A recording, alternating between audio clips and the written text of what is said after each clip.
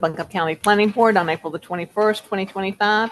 And we'll begin with announcements. Are there any from the staff?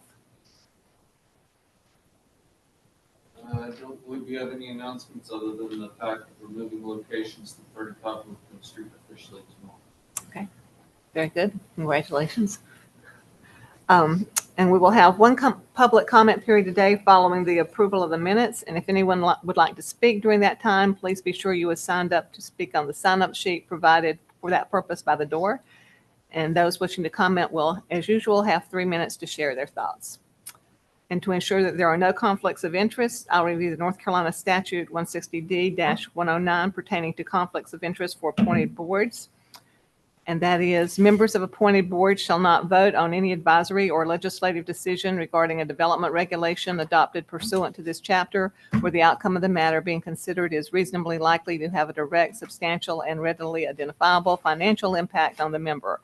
An appointed board member shall not vote on any zoning amendment if the landowner of the property subject to a rezoning petition or the applicant for a text amendment is a person with whom the member has a close familial business or other associational relationship. And we won't be voting on anything today, but does anyone feel like they have a conflict? Okay, very good. And if that's the case, Eric does have to leave at 10:30 today, if we're still here at that point. And if there are no other announcements, we'll now have the roll call of board members. Nancy Waldrop, Here. Ken Con, Here. Carl Poon, Here. Eric Robinson, Here. Jay Marino, Here. Tim Collins, Here. Alan Coxey. Here. Thank you. And we also need to approve the agenda for today. So moved. Second. All in favor, say aye. Aye. Any opposed?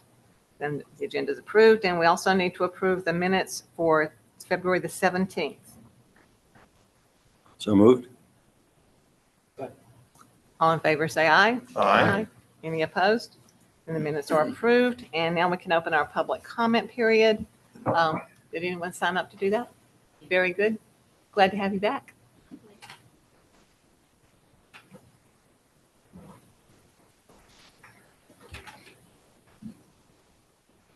I would like to.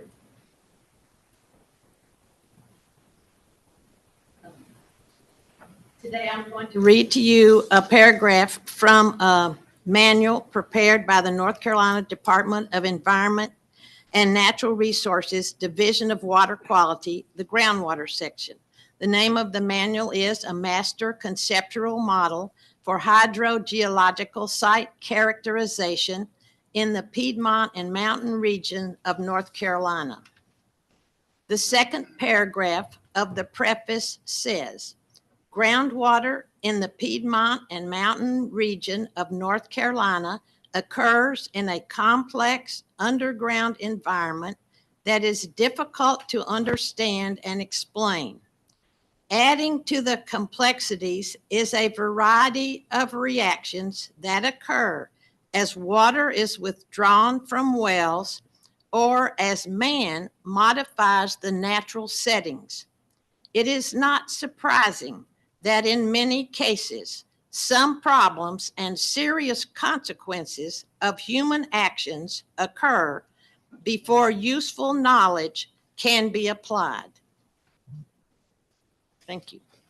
And Dee Dee, just for the record, can you tell us your name and where you live? Oh, my name is Dee Dee Stiles and I live in Swannanoa. Thank you very much. Okay. And now we can close the public comment and have our planning staff presentation on the Swannanoa Small Area Plan, ZPH 2025-00012, the dimensional table and statement of district intent revisions. And that will be by Nathan Pennington. But Shannon, I think you're supposed to start first. Okay, yes. We're going to go through this one first, and then I'll do the second one. Oh, okay. You just announced this. Right, yeah. Okay, so we're going to go over the Swannanoa area plan information. I believe this is the first time that we're bringing this information to you in a more complete form. And this is one of the small area plans that was identified in the comprehensive plan as an area needing additional planning. There's a number of those, Candler, Fairview, the Beacon site. So because of what happened in Swannanoa, the amount of damage, the quantity of the damages that we've seen, this has been prioritized as one of the first small area plans that we're going to focus on. And the purpose of this plan is to work with the community to come up with recovery actions, with resiliency, goals and policies, and kind of more of the typical small area planning agenda items that you would see for other areas. So it'll have components of regular plan process, but we'll also have that recovery and resilience focus. And we are going to look at the unique needs and challenges of this area as they are continuing to grow, but also dealing with recovery. Looking at some of the challenges caused by Tropical Storm Helene, and then looking to achieve some of the items outlined in the comprehensive plan that we adopted back in 2023.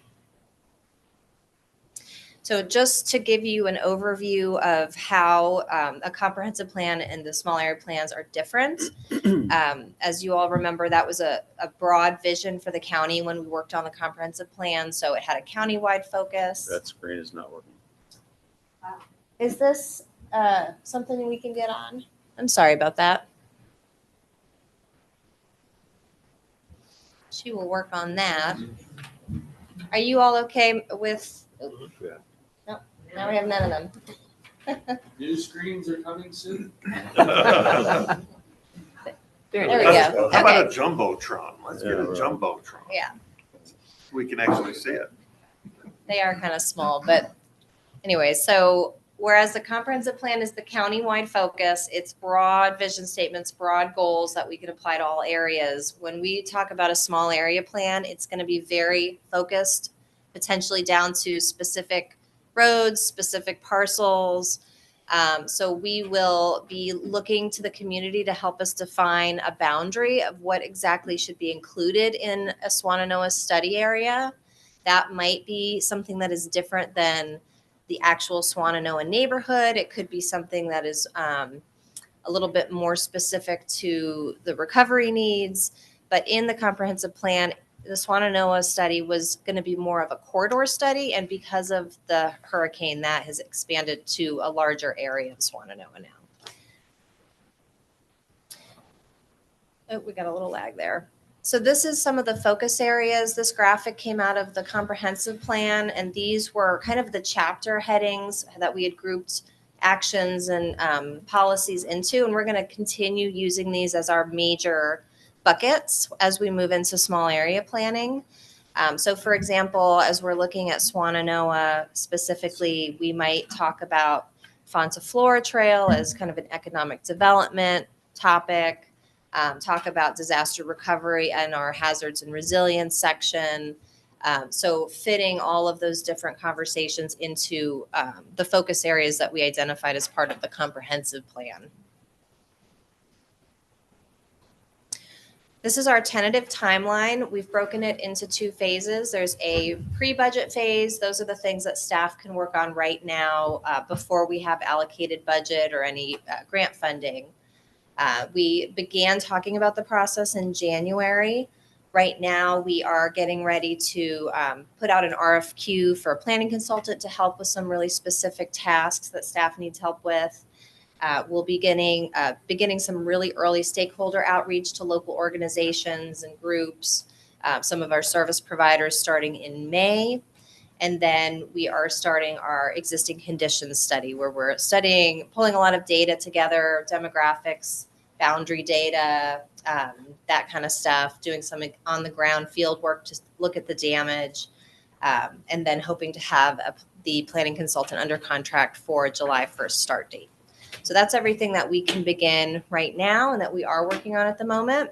And then once we have a budget where we can actually pay for things like language translation, interpretation, printing, have meeting space accommodations, things like that, we can start the public engagement portion of it where we do our kickoff week, where we can have a steering committee appointed of residents of the area to help us with the process and move into actually being able to go out to some meetings and start talking to people about the plan.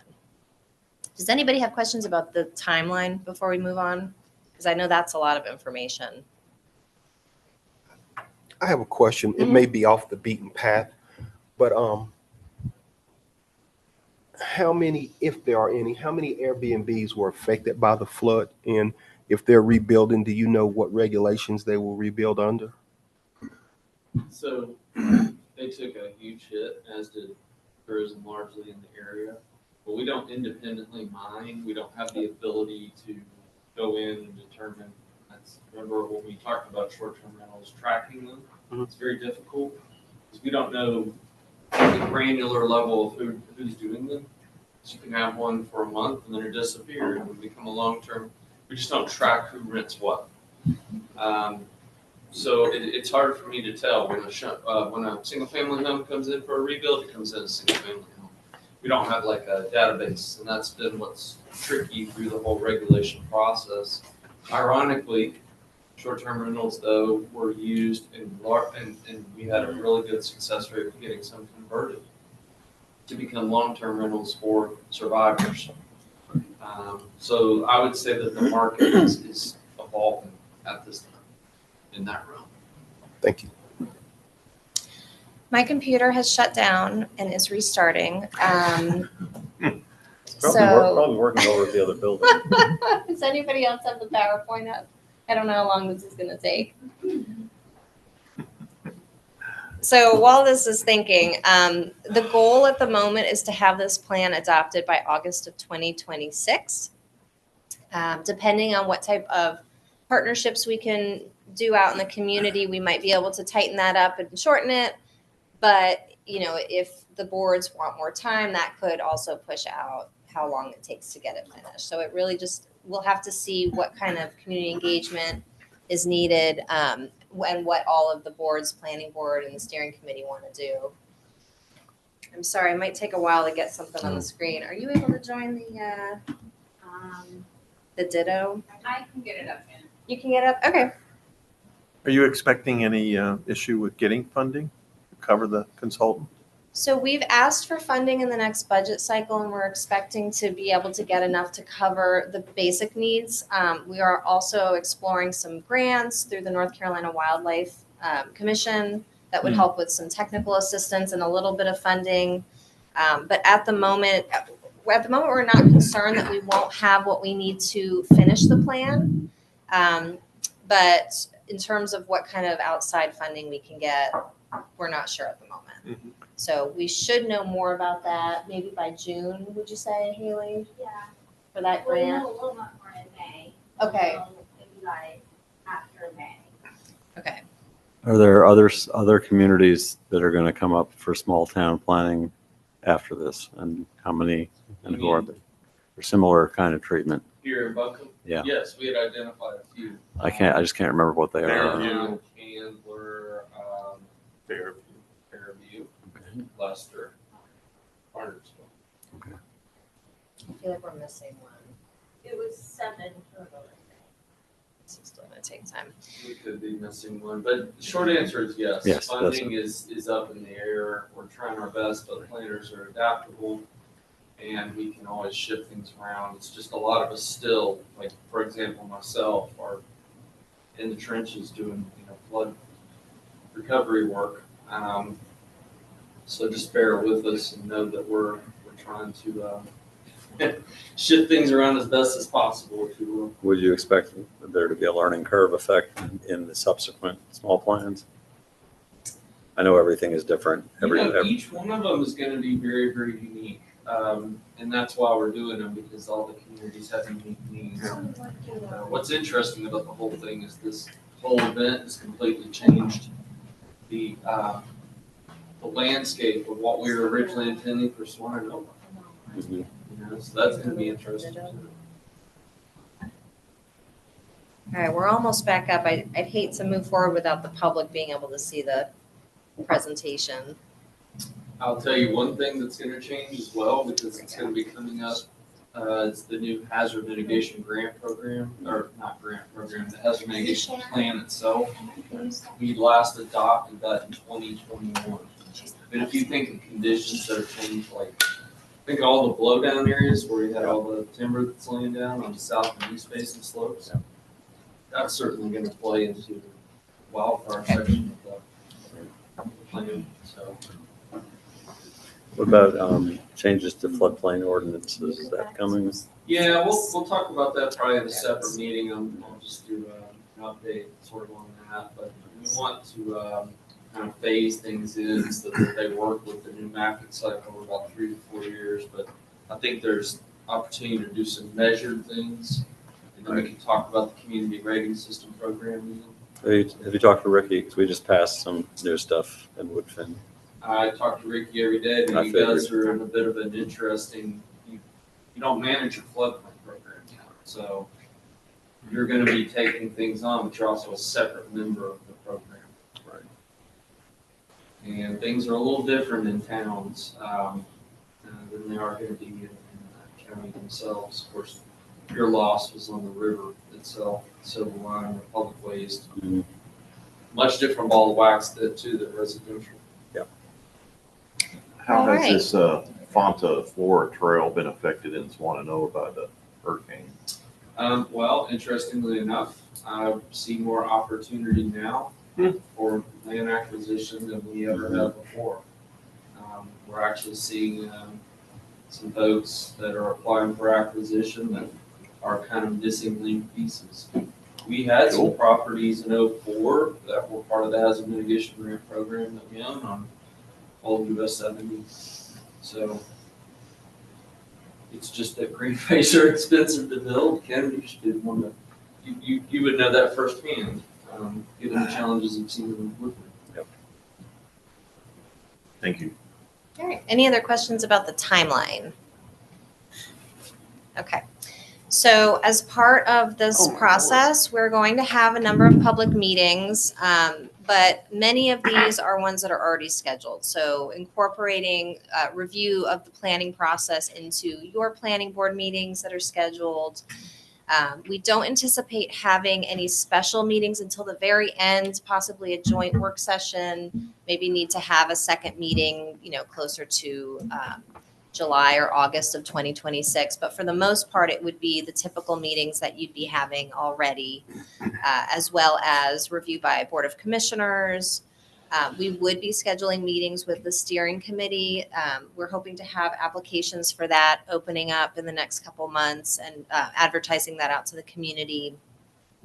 And then what's not on here is that we would be working with our service providers and other organizations through a technical expertise committee. So that's people like from NCDOT who can provide us with data and can give us feedback on proposals based on what is actually feasible out there, based on their planning and their resources that are available.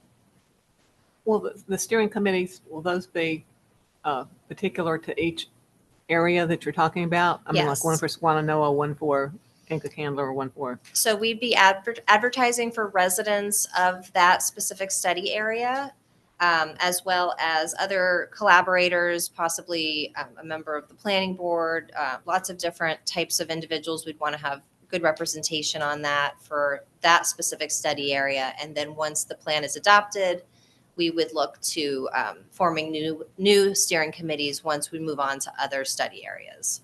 So we would be looking for people that have specific knowledge of the area, that live there, that work there, that have, are invested in that particular community. thanks. Just real quick, when you speak into those mics, to unmute the mic, press the red button at the bottom, because it's not coming through on the recording. So before you speak, press the red button at the bottom of the mic. There is not a Yeah. red I button. don't have a red button. Button says push. Excellent. Maybe that's it.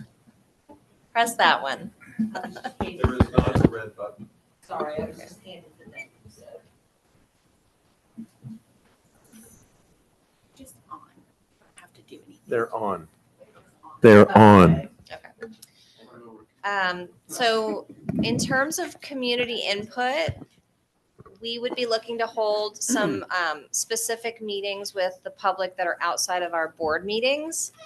And we're hoping to piggyback off of some meetings that are happening out in the community already, because there are a lot of community groups that have organized since the hurricane, and there's community groups that were already operating prior to the disaster. So being able to work with them and get in on their meetings so that we're not asking, the community come out to something extra. That's one of our goals.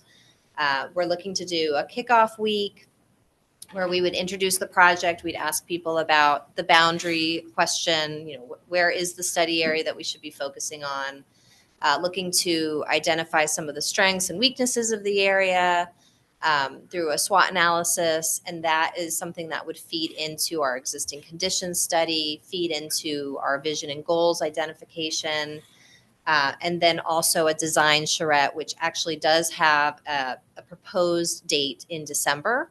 So the design charrette would be something where really one of the only ones where we would need to host an actual meeting, and the rest would all be pop-ups or meeting people out where they already are at the farmers markets or whatever it ends up being. So that's the plan for community input. We're hoping to have an online component for people that can't make it out. We're hoping to have all of our polls or surveys available online that people can still participate, and then be advertising through as many channels as we can. And the nice thing about a small area plan is that because it's a contained area, we can post a lot of signs around the neighborhood. It'll be easier to do some direct mailings to all the residents. So that's all something that we're talking about and trying to come up with a communication plan for. Sounds really good. Question. Mhm. Are we going to be having meetings out in their communities? That has not been discussed. Nate, do you have any insight Yeah, on we'll that totally do a couple meetings out in the area itself. with the planning board? Is I- that your question? Yes, with the planning board.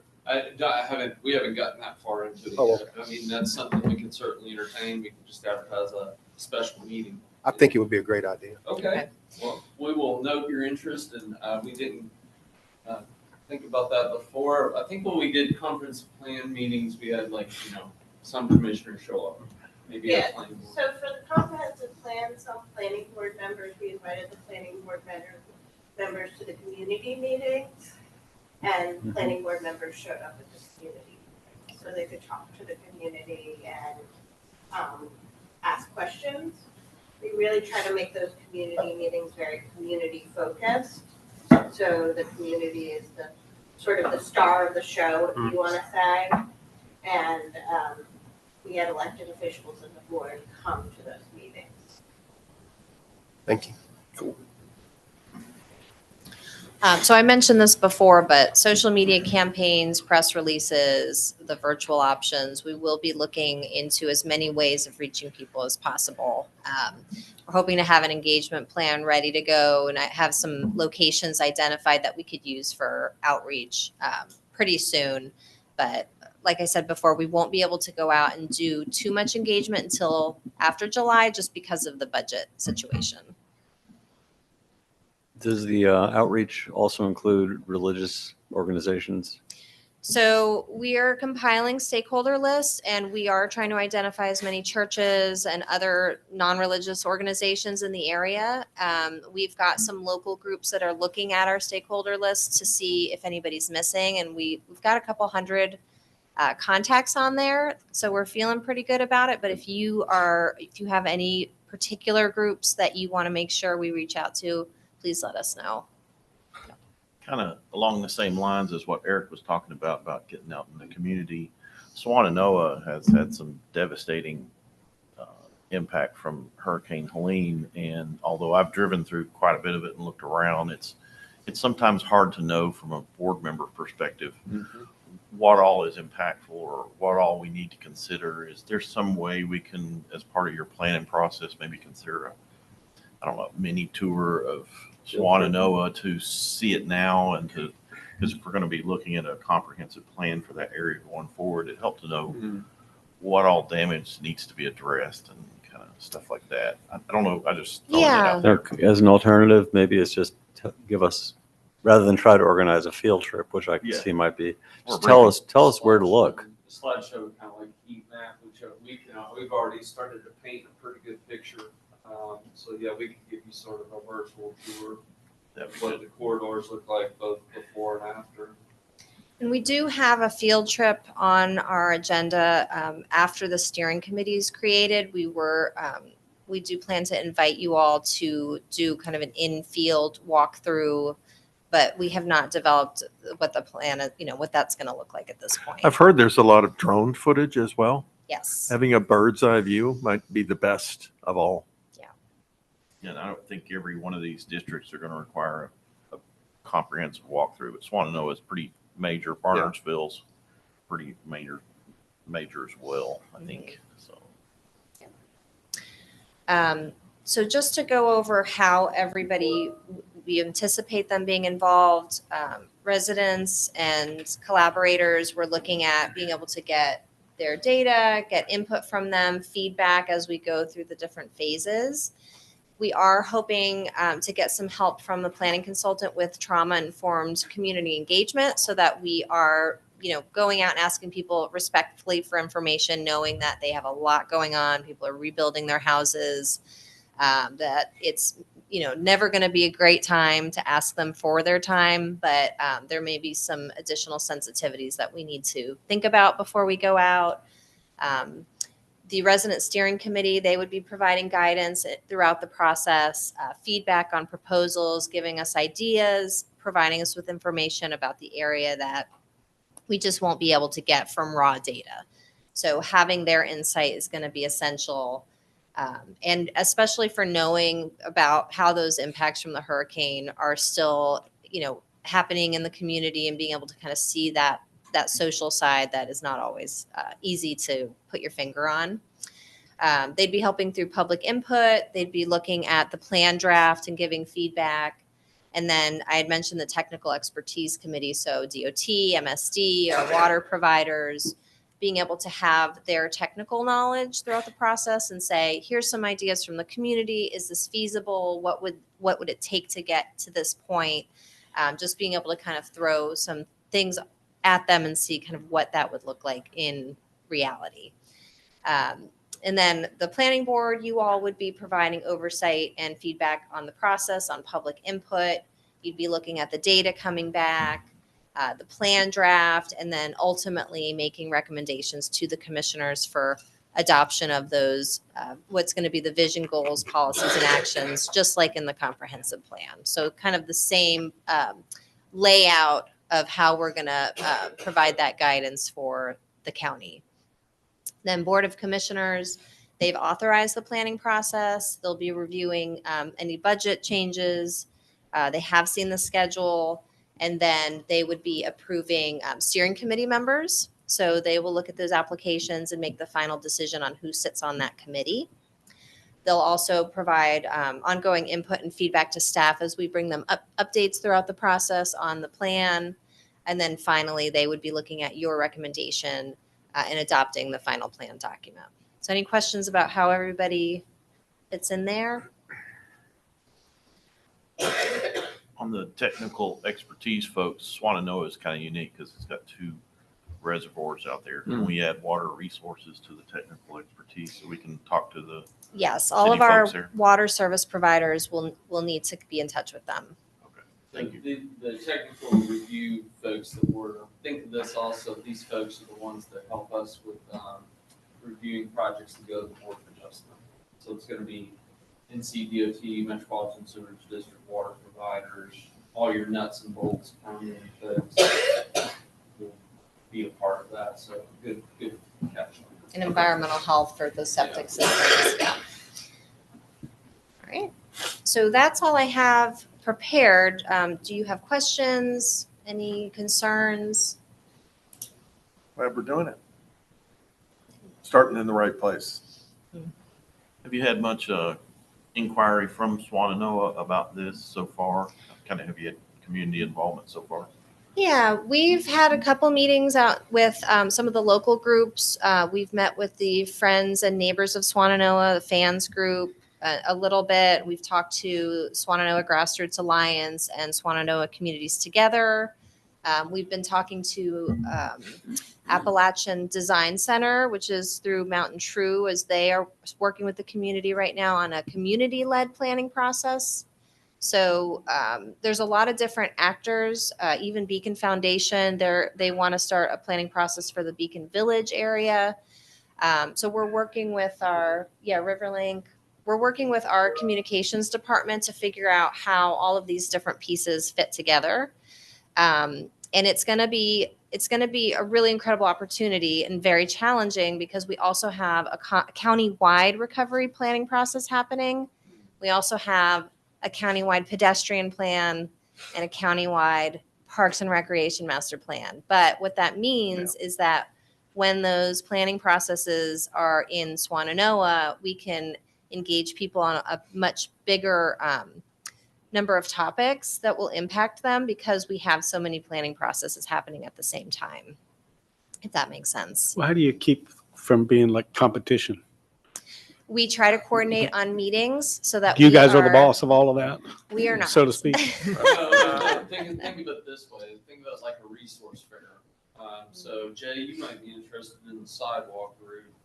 Ken, how are you going to rebuild Owen Park? Or, these things, they happen and it creates a lot of chaos, but at the same time, sometimes they present opportunities that we didn't have before. Like the story I like to tell is that crosswalk at Ingalls, I was told was never going to happen. Stop asking.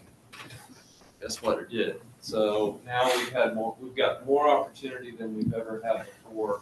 And it's a way to take a lot of net positives or net negatives and turn them into net positives.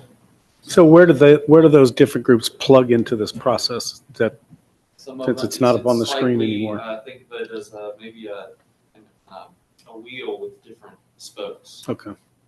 Some of them are going to be independent, but some of them are going to have pieces and parts. So you might have a countywide recreation plan, but we know that Swannanoa lost a huge county park, and that county park is going to have to be revisioned because there's two major ponds or lakes that are no longer there. But there's nobody at the hub of that wheel that you can say that's who everything goes through. No, there's not a central controller. I would say the planning department is in control of the small area plan. I would say that Parks and Rec is in control of their plan. Planning is definitely part of the pedestrian plan, and planning is a part of the recovery plan.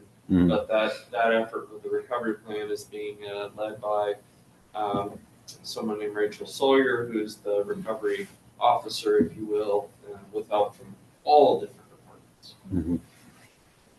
And is the recovery basically federally funded? The recovery as a whole, or what parts are maybe Like say the tree parks, removal? like the parks that's been destroyed. Like you said that there's a park that's missing two ponds. Sure. So will that come under federal funding? Funding is tricky. So there's a lot of unknowns. One of the things that happened right after coming out of the Emergency Operations Center is the Hazard Mitigation Grant Program people came here. We've never seen a hazard mitigation grant program stood up so quickly. That's a good sign. One of the things that was mentioned is perhaps some monies to rebuild public infrastructure like parks could come out of that program. But keep in mind, hazard mitigation grant program, that's an arm of FEMA, so there will be a federal component. And on plans like that, there's typically some state matching funds. Now, the state has committed to doing some matching funds, but there are some discussions being held in Raleigh. We all know that what's been approved right now at the federal level is not going to be enough for our region. So funding is tricky. But I think I recently heard that FEMA is wanting to stop matching the state 100% of the funds. there's some jockeying back and forth in terms of the ratio of funds available there. We're going to remain positive. We're going to make no small plans as your planning department, and we're going to hope for the best. That's what I can say about that. Good. Much more on this topic. Just wanted to get it out there to you, introduce it. Thanks. Tell you about your new digs. That's good.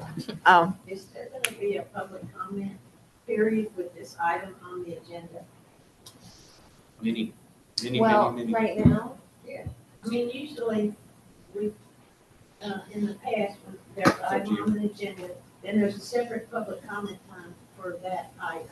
That is not on the agenda today, but if the board is okay with it, Dee Dee, since you're the only person, well, we do have another person that walked in.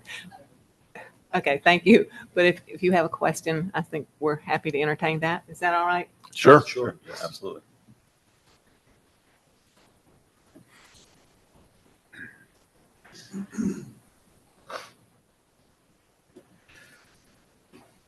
I've lived by the same creek, and my name is Dee Dee Stiles. I live in Swannanoa. I've lived by the same creek in Swannanoa for 77 years. For the first half of that time, the creek was up.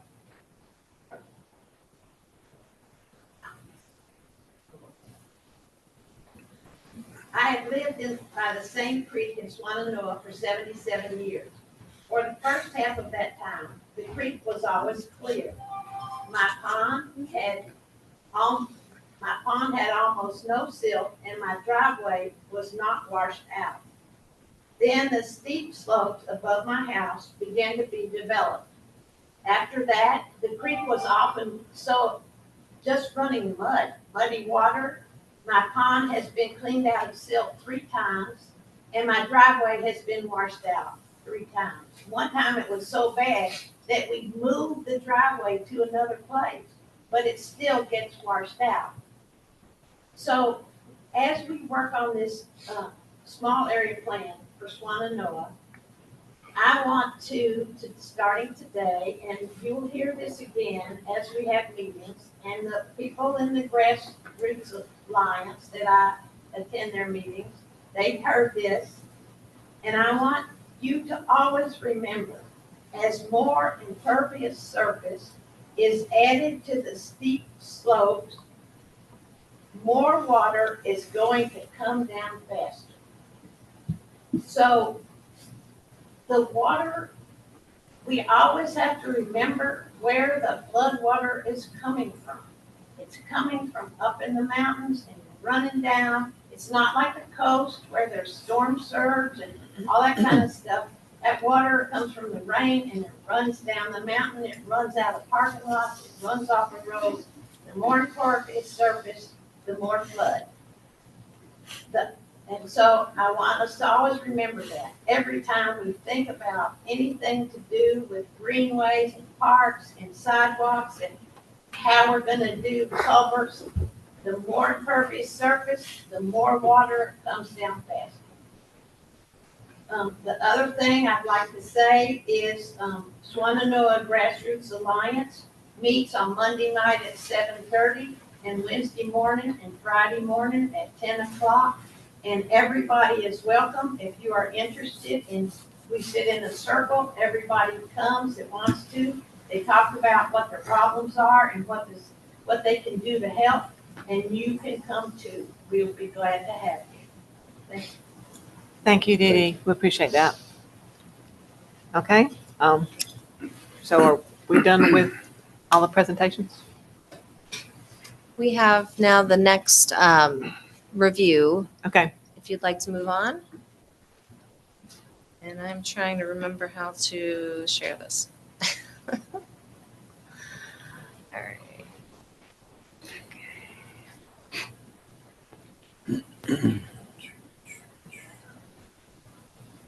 All right. No. No. SOS. I'm sharing a Zoom. I gotta share to Ditto, don't I? This one first. Permitted. And then to, nope, not that. Oh. I thought I was sharing to that, no? No. Fabulous. Thank you so much. Okay. All right. So this is a review of zoning public hearing 2025-00012. This is not I'm sorry, this is not a public hearing today. This is just the review of that zoning case type. And this is for permitted use and dimensional requirements text amendments that are being proposed to the Buncombe County zoning ordinance.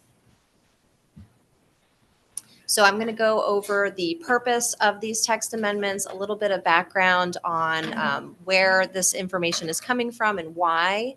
We'll talk about how this aligns with the goals and the actions from the comprehensive plan.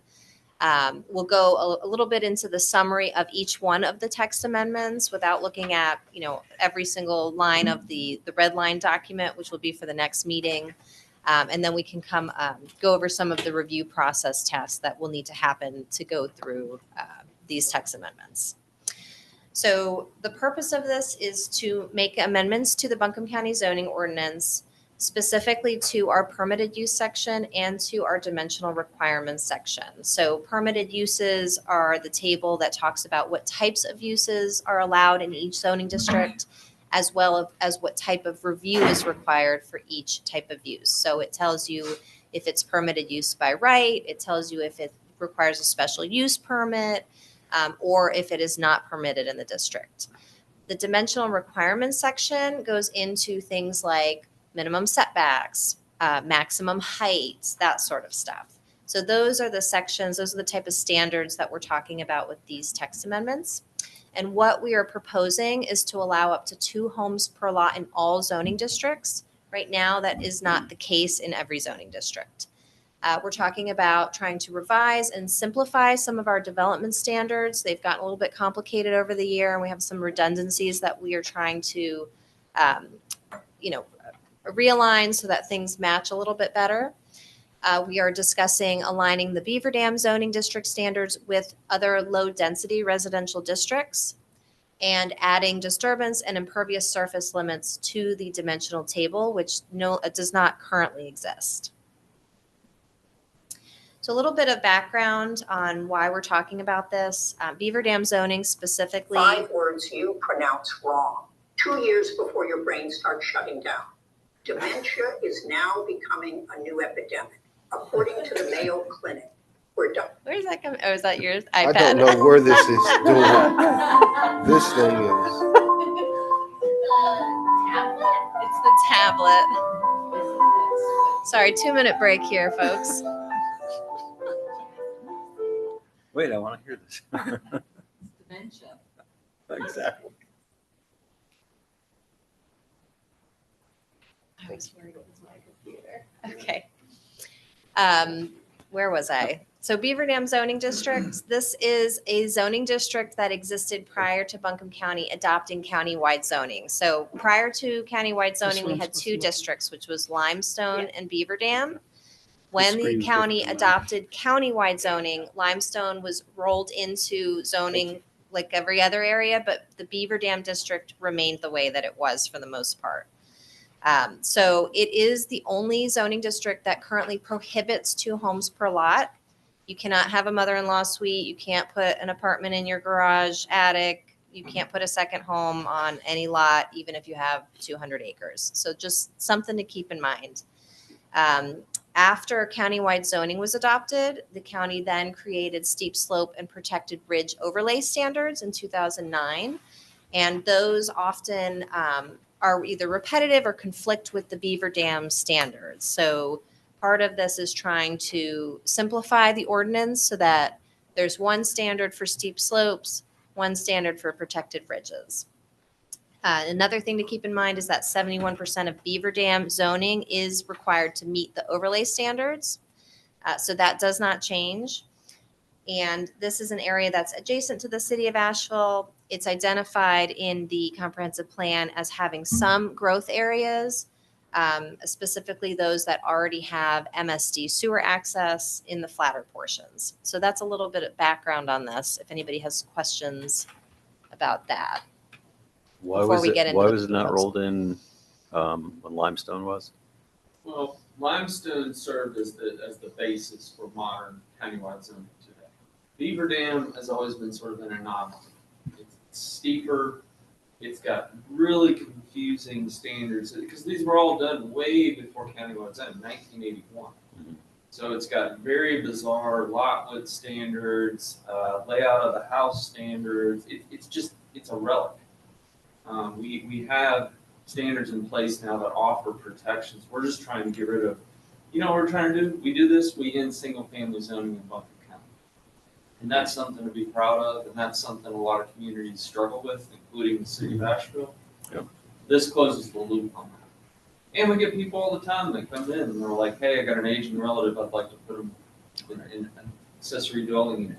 No. We don't, and having to tell someone that is pretty rough, but the other thing is we don't differentiate.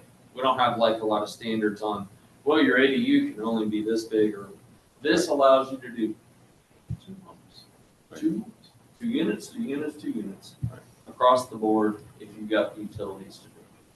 I was really wondering why it hadn't happened earlier. Yeah, just getting there. The thing planners have to do sometimes is say you got a property that's in Beaver Dam, protected ridge and steep slope. You literally have to line up all the standards and find the most restrictive. It can get really confusing really quickly.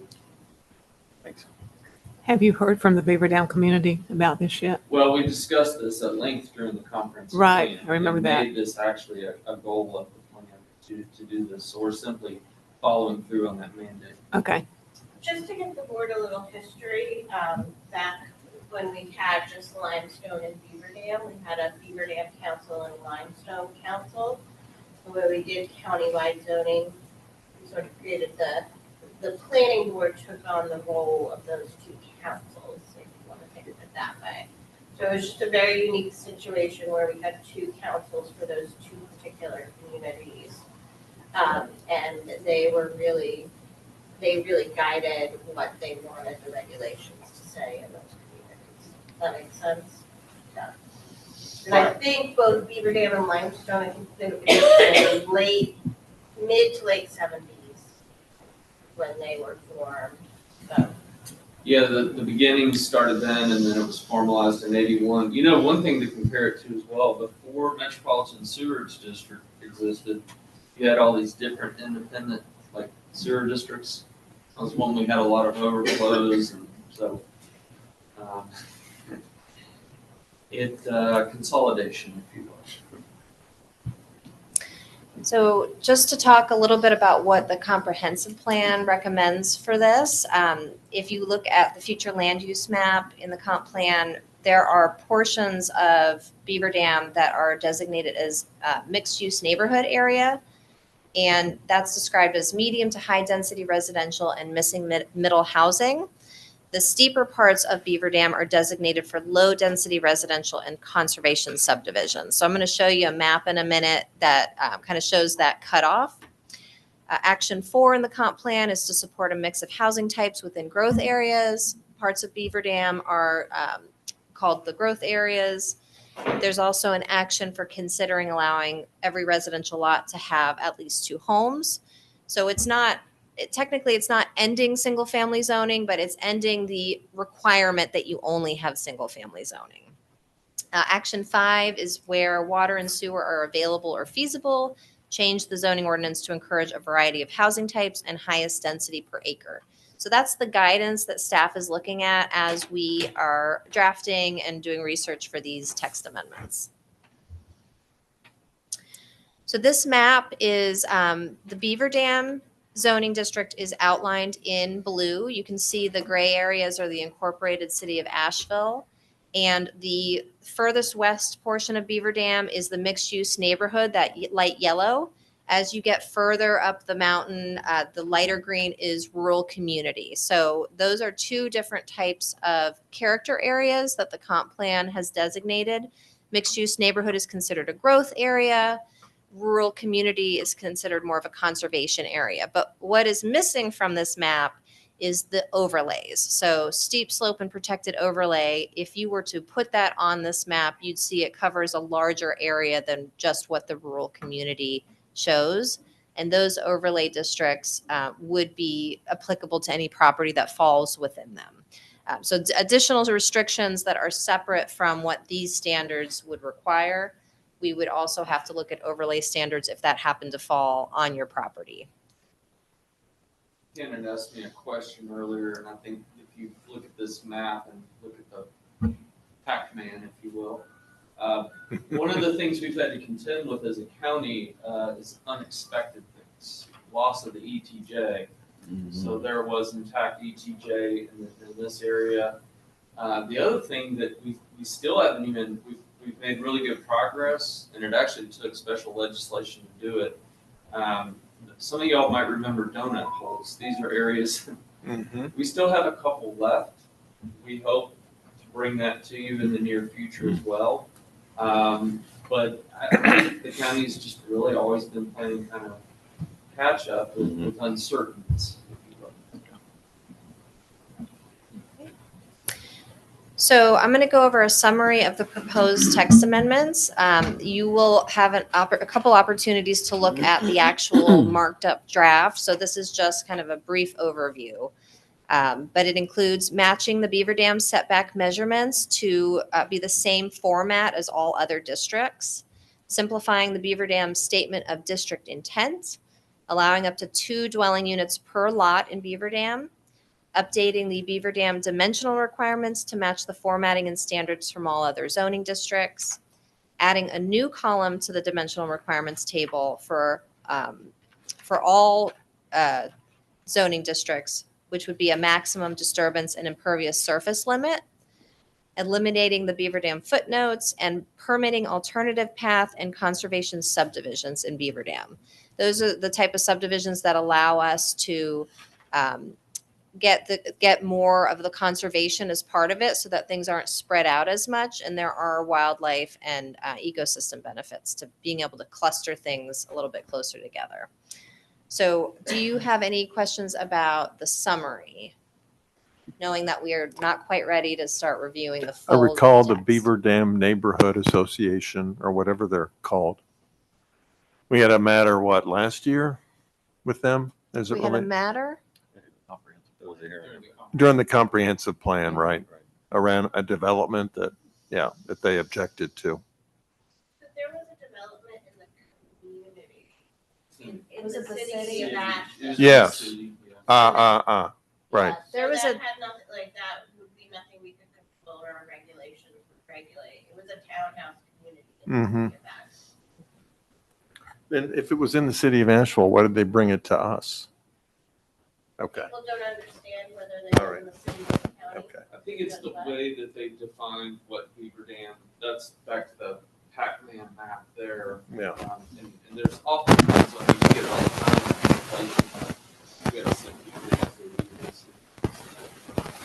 I don't know if you can see my cursor, but it was kind of up in this pocket right at the edge. Yeah, So I it's remember that. hard to sometimes know if you're talking about in or out. That group was very passionate. That's the thing I remember Yes. from the group. So it And, seems like we're going to move into this area. And they were numerous. They were numerous and passionate. So being sensitive to them seems important here.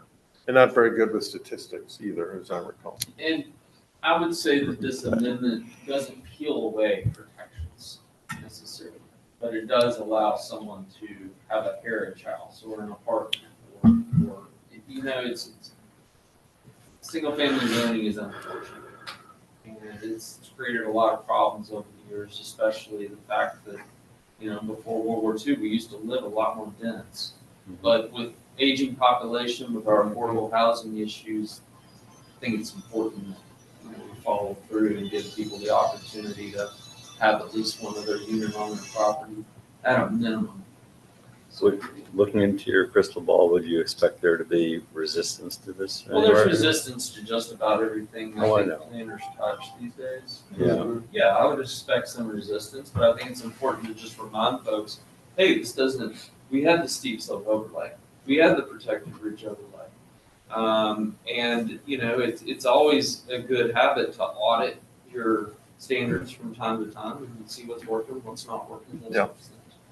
The big issue, the big quiet elephant in the room is the density aspect, though. Although I understand and appreciate the need for affordable housing, if you're a lifelong resident of Buncombe County and you just watch, 1,000 apartments come in on top of you, it changes the character of your home that you've grown up in. So this kind of has to be done with a certain amount of thought and sensitivity, because a good portion of the people in the county have lived here their whole life, and single family density is something that may be very important to them. Well, I would say overall that it doesn't really bring any multifamily components per se. It really kind of maintains the single family aspect and simply adds the ability to add one more unit per lot. If, and that's a big if, because if you're on well and septic, that severely limits you anyway. When you start talking about steep slope and protected ridge, that limits you even more. We're really only talking about the potential of a small strip on the valley floor, which is the continuation of Webb Cove Road, because it branches off from Beaver Dam. Steep slope and protected ridge do not allow multifamily right now. But the public perception is density, and that's the point I'm trying to make. Every change you make to zoning that increases the potential for density, there is a number of citizens that aren't going to care for that. And You so, are absolutely correct, and we deal with that often at the Board of Adjustment. So I think it's incumbent on us to do some graphics and show people exactly what this does. We go through the process. yeah, I think that would be good. So, graphics. Jillian, can you clarify what the next steps are? We've lost our dates slide. That is up to the planning board and your feedback, and let me get a microphone, because Angelica, I'm sure, is not happy with You me. can have mine.